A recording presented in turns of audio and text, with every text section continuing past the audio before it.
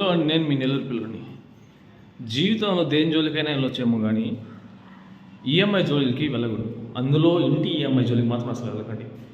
IT కట్టేట వాళ్ళకి వీళ్ళకందరికీ పెద్ద పెద్ద బ్యాంకుల్లో ఇస్తారు, వాళ్ళకి ₹1 అట్లా పడుతుంది. పల్లెటూళ్ళలో ప్రైవేట్ బ్యాంకుల్లో ఇచ్చేది మాత్రం మనం 10 తీసుకుని నీకు 10 కట్టాల్సి వస్తుంది.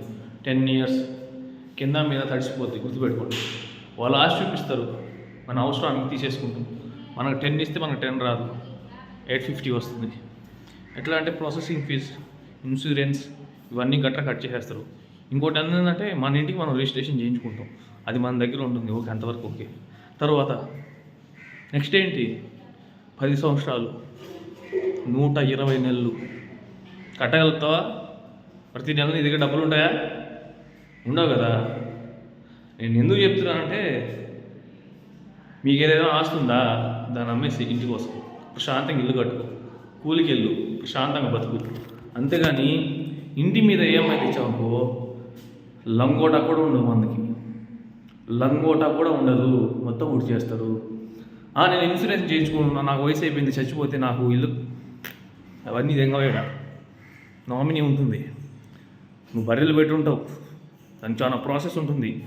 60 పేజీల మీద సంతకాలు పెడతావు, మీ ఇల్లు వేలం పాటేస్తారు, దాంట్లో వాళ్ళకి రావాల్సిన డబ్బులు తీసుకుంటారు, మిగతాది నీకు ఇస్తారు. సో ప్రైవేట్ బ్యాంకులో ఏ వ్యక్తులు కూడా ఇంటి లోన్ తీసుకోకండి.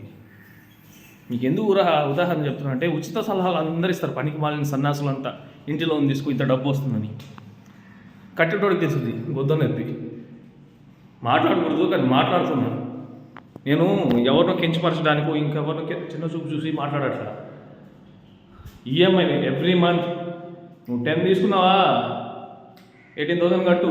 నువ్వు 15 తీసుకున్నావా, 24.5 కట్టు. ఎక్కడి నుంచి వస్తుంది? మీ ఇంట్లో సంపాదించేటోళ్ళు ఉన్నారా? అండ్ మా ఇంట్లో సంపాదించేటోళ్ళు ఉన్నారా? మనం ఎంప్లాయీస్ అయితే మనం గవర్నమెంట్ని పిలిచిస్తుంది కదా, గవర్నమెంట్ బ్యాంక్స్ మొత్తం. ఇంటిలో పెట్టాల్సిన కర్మ ఉండదు కదా. మున్సిపాలిటీ అంటావా, దాని వాల్యూ వేరే, ఆ పర్సంటేజ్ వేరే. ఏ బొక్క బోసనం లేకుండా ఇస్తున్నారు కదా అని తీసుకున్నాం అనుకో, 10కి 10, 15కి 15, 120 నెలలు. ఇప్పుడు జలసాలకు అలవాటు పడ్డామనుకో, ఈ 10 సంవత్సరాలు నీ రక్తం పీల్ చేస్తారు. నేను ఎందుకు చెప్తున్నానో అర్థం చేసుకోండి.